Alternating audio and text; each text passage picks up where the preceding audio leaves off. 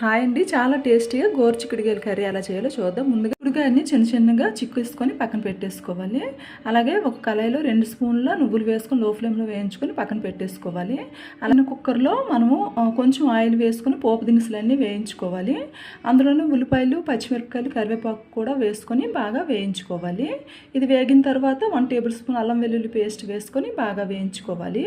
అందులోనే ఒక టమాటీ కూడా చిన్న చిన్న ముక్కలుగా కట్ చేసుకొని బాగా వేయించుకోవాలి. వేగిన తర్వాత ఇందులోని మనం చిక్కుకున్న చిక్కుడుకాయ ముక్కలను కూడా వేసుకొని లో ఫ్లేమ్లో ఒక 5 నిమిషాలు బాగా మగ్గనివ్వాలి.